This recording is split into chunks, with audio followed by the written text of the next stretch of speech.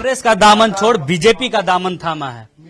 गीता जी, कांग्रेस के एकमात्र आप सांसद थी, कांग्रेस की कार्यकारी अध्यक्ष भी थी, ऐसे क्या ग्रीवांसेस रहे, ऐसी क्या कारण रहे जिसको कि उतने उन सभी को छोड़कर एक बीजेपी का एक आम कार्यकर्ता होने का आपने?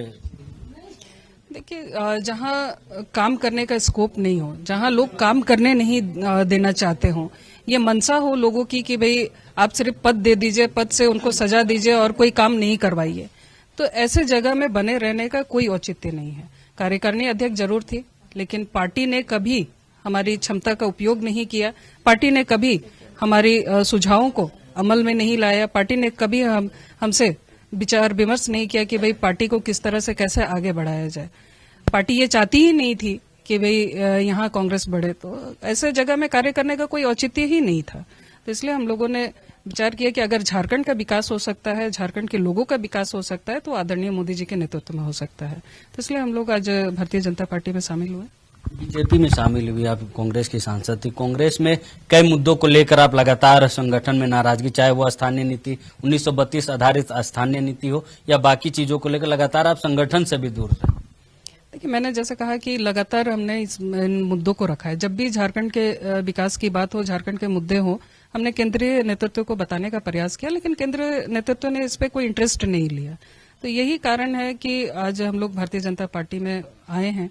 और मुझे लगता है कि जिस तरह से मोदी जी इतने संवेदनशील मुद्दों को भी इतनी आसानी से वो हल निकाल लेते हैं उन विषयों का जिसके लिए कोई सोच नहीं सकता, जिसको कोई कर नहीं सकता, तो मुझे लगता है कि झारखंड भी अगर सुधरेगा, झारखंड की स्थिति सुधरेगी, यहाँ की युवाओं की स्थिति सुधरेगी, यहाँ की महिलाओं का, यहाँ के किसानों का, यहाँ का मजदूरों का अगर सुधार होगा तो आदरणीय मोदी जी के नेतृत्व में। आप कांग्रेस में लंबा समय आपने गुजारा, क्या लगता है कि प्रदेश नेतृत्व या फिर आला कमान जो है कांग्रेस, उनसे आपकी बातचीत हुई थी कांग्रेस झारखंड के मुद्दों को लेकर, आपके दायित्व को लेकर कि जो आप पर ग्रीवांसेस जो आपके हैं उसको पूरे किए जाए, या फिर जो मुद्दे हैं आपके क्षेत्र के जो मुद्दे, उन मुद्दों पर सरकार नहीं काम कर रही, इन सारे मुद्दों पर बातचीत हुई है? बिल्कुल बात हुई है। हमने कई एक बार मौखिक, लिखित, जो भी संभव हो सका, हमने हर प्रकार से पार्टी को अवगत कराने का प्रयास किया। लेकिन अब मौनी बाबा लोग बनना चाहते हैं तो फिर उस पर अब क्या बोला जाए।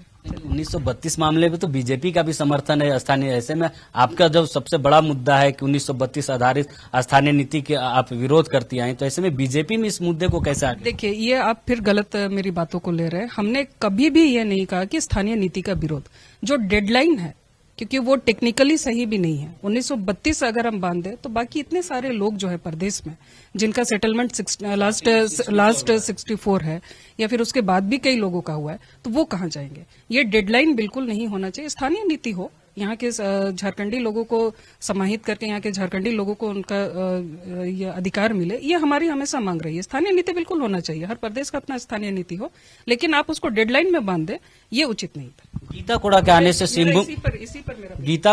से सिंहभूम के क्षेत्र में बीजेपी कितनी मजबूत? बीजेपी पहले से मजबूत है। मैं तो बस एक छोटी सी अदना सी सिपाही हूँ, और जो भी हमसे थोड़ा बहुत, जैसे राम जी जब सेतु बना रहे थे, गिलेरी का जो रोल था, मेरा वही रोल है, और जो भी पार्टी दायित्व देगी हम लोग उसको करेंगे। कई विधायकों की भी चर्चा है कि वो लोग भी आपके आने के बाद कि वो लोग भी आपके साथ जो विधायक रहे हैं वो लोग बीजेपी आ सकते। देखिए, अब कौन आ रहा है कौन जा रहा है इस पर मैं नहीं बोल सकती। मैं अपनी बात कर सकती हूँ। आप मेरे विषय में पूछिए, मैं अपनी बात करूंगी। मधु कोड़ा अपने विषय, मेरा विषय पे आप बात करिए। नहीं, एक विषय पे। कांग्रेस सांसद गीता कोड़ा है जिन्होंने कांग्रेस का दामन छोड़ बीजेपी का दामन थामा है।